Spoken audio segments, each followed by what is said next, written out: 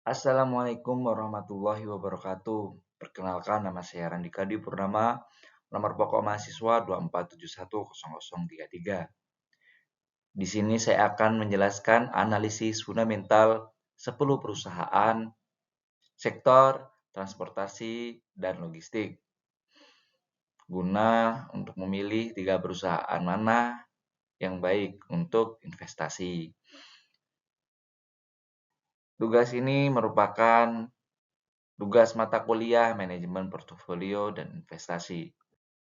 Latar belakang, sektor transportasi dan logistik krusial bagi perekonomian Indonesia, mendukung distribusi barang dan jasa serta efisiensi rantai pemasok. Sebagai negara kepulauan, konektivitas antar wilayah sangat vital. Namun, biaya logistik nasional masih tinggi, yaitu mencapai 14,29% dari PDB pada tahun 2025.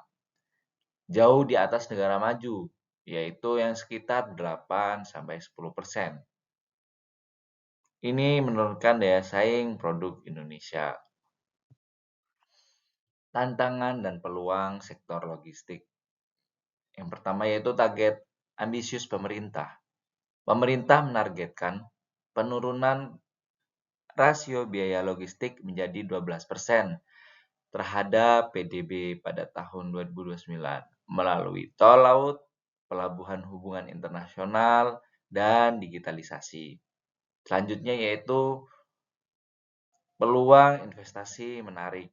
Dinamika beragam emiten seperti pelayaran, kurir, penyelewengan kendaraan, logistik terintegrasi menawarkan peluang investasi.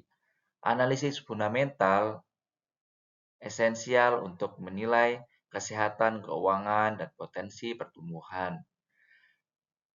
Selanjutnya yaitu potensi pertumbuhan menjanjikan.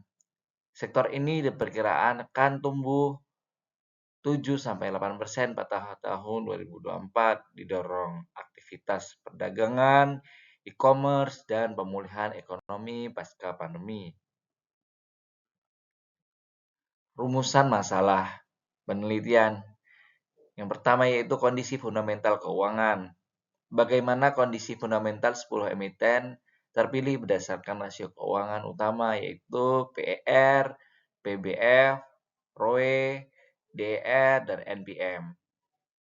Yang kedua yaitu tingkat valuasi emiten.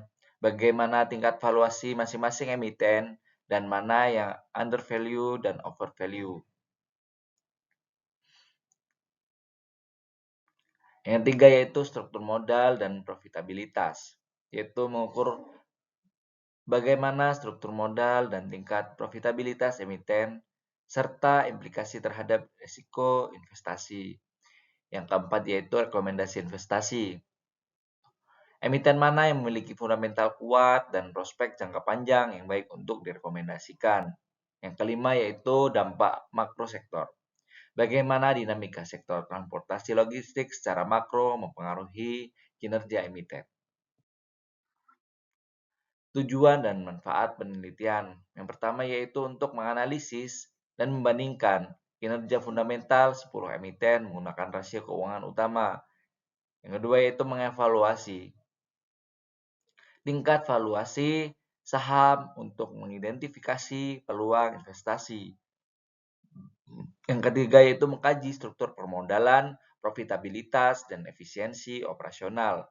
Yang keempat yaitu memberikan rekomendasi investasi berbasis data dengan 3 emiten terbaik. Yang kelima yaitu memberikan gambaran keterkaitan kinerja makro emiten dengan kondisi makro sektor. Manfaat penelitian bagi investor, referensi analisis fundamental, wawasan emiten, berfundamental kuat, dan diversifikasi portofolio. Kedua itu bagi akademik menambah literatur studi kasus analisis fundamental di pasar modal Indonesia. Kalau bagi perusahaan atau emiten yaitu gambaran posisi dan kinerja dibandingkan dengan pesaing, bahkan refleksi perbaikan kinerja. Batasan penelitian dan metodologi. Yang pertama yaitu ruang lingkup. Fokus pada 10 emiten di sektor transportasi dan logistik di Bursa Efek Indonesia. Dipilih berdasarkan kapitalisasi pasar dan likuiditas. Periode waktunya itu data keuangan dari laporan tahunan tahun 2022, 2023, dan yang terakhir 2024. Yang ketiga itu variabel penelitian. Analisis fundamental dibatasi pada PER, PBF, ROE, DER, dan NPM.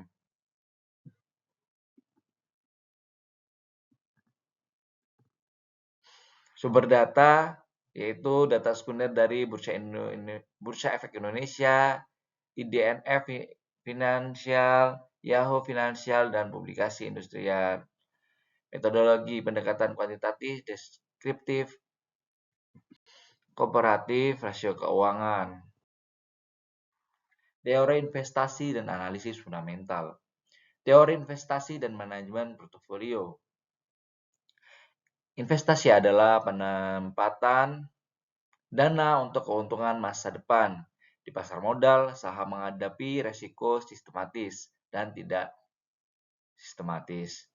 Teori portofolio modern menekankan diversifikasi untuk mengurangi resiko tidak sistematis, analisis fundamental krusial, dan memilih saham dengan nilai intrinsik yang berbeda dari harga pasar. Sedangkan analisis fundamental saham yaitu pendekatan untuk menilai nilai wajar saham dengan menganalisis faktor-faktor fundamental perusahaan dan industri. Harga saham jangka panjang akan bergerak menuju nilai intrinsik meliputi analisis ekonomi makro, yaitu kondisi ekonomi nasional dengan global, PDB, inflasi, dan suku bunga. Itu yang selanjutnya itu analisis industri, kondisi dan prospek industri, yaitu persaingan, regulasi, dan siklus hidup. Yang terakhir yaitu analisis perusahaan, yaitu kondisi keuangan dan operasional perusahaan menggunakan rasio keuangan. Rasio keuangan kunci. Yang pertama yaitu profitabilitas. Menghitung ROE, yaitu efektivitas modal sendiri menghasilkan saham. Rumusnya laba bersih dibagi ekuitas dikali 100%. Selanjutnya menghitung NPM, yaitu presentasi keuntungan bersih dan penjualan. Rumusnya laba bersih dibagi penjualan dikali 100%. Rasio kunci yang kedua yaitu valuasi. Yang pertama yaitu menghitung PER, yaitu berapa kali lipat investor membayar laba. Rumusnya itu harga saham dibagi EPS. Yang kedua yaitu PBF, yaitu membandingkan nilai pasar dengan nilai buku.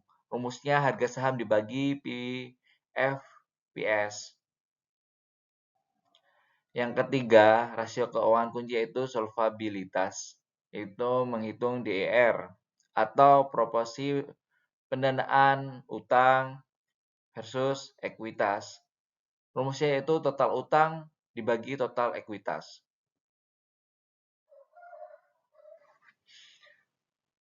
Profil 10 singkat emiten sampel. Yang pertama yaitu perusahaan ASA, yaitu jasa transportasi dan logistik. Yang kedua yaitu Bueyos, yaitu pelayaran dan jasa logistik maritim. Yang selanjutnya yaitu DIL, jasa transportasi dan distribusi. Selanjutnya yaitu GTRA, yaitu transportasi dan jasa logistik umum.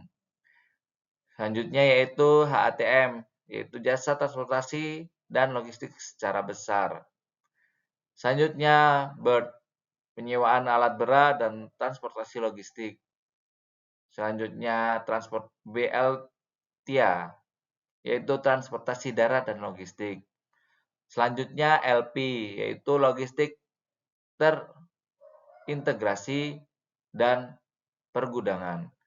Selanjutnya yaitu HAIS, yaitu jasa angkut dan logistik.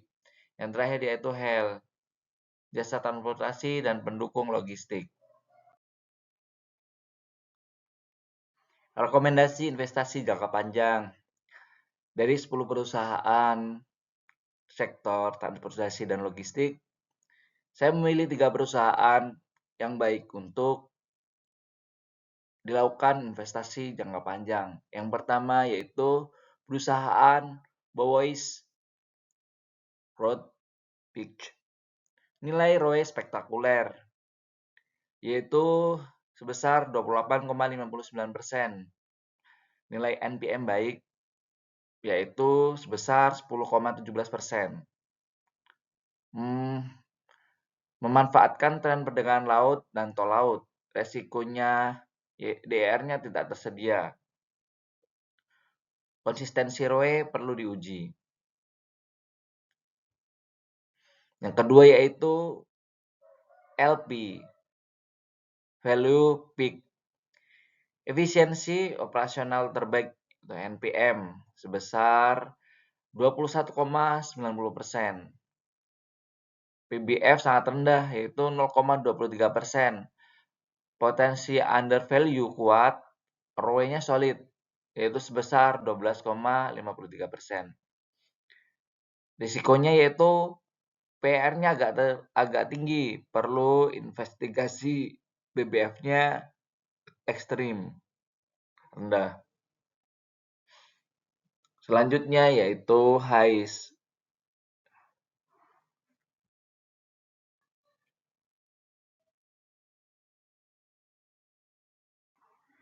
Balance Peak.